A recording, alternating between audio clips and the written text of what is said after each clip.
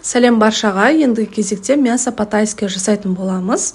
Өте дәмді болып шығады, тойым тағамдардың бірі. Дәл осы рецептпен 2 порция шығатын болады. Алдымен еттерімізді, сиырды еті осылай жіңішке және де 4 бұрышты етіп, кесіп, турап дайындап қоямыз.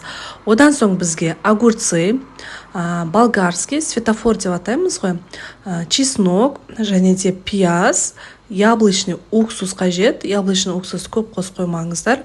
Және де соевый соусымыз қажет болады. Барлығын видеода көрсетілгенде турап шығамыз. Болгарскийді да 4 бұрышты етіп, ал огурцыларды қиғашынан турап шығасыздар, қыздар.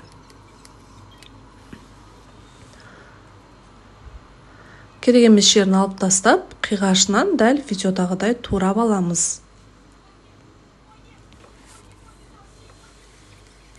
Енді қызып тұрған сковородкамызға кішкене сұйық май құямыз және де етімізді алдымен қуырып аламыз.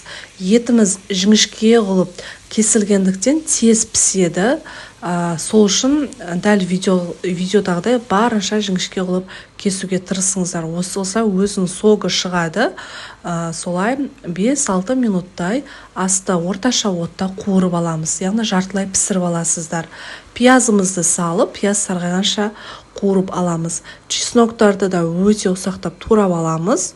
Оның үстінен болгарскийімізді, огурцыды және де чесногымызды салып, тағы да 1-2 минуттай қуырып аласыздар. Одан соң уксусымызды қосамыз. Уксусты, қыздар, жарты чайный ложка яблочный, тек яблочный уксусты ғана қосасыздар. Міне жарты чайный ложка яблочный уксус, одан соң 3 чайный ложка соевый соус, дәміне қарай тұз, паприкамызды қосып, барлығын жақсылап араластырамыз.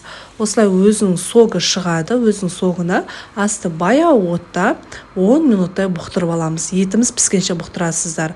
Күріштің жасалу жолы алдыңғы видеода көрсетіп өттім. Гарнирге күрішті дайындаңыздар. Осылай әдемілеп ұсыныңыздар, қыздар. Өте тойымды тағамдардың бірі. Күнжутпен ең соңында әсемдеп шығамыз. Қонақтарыңыз келсе де міндетті түрде осы тағамды жасауға кеңес беремін.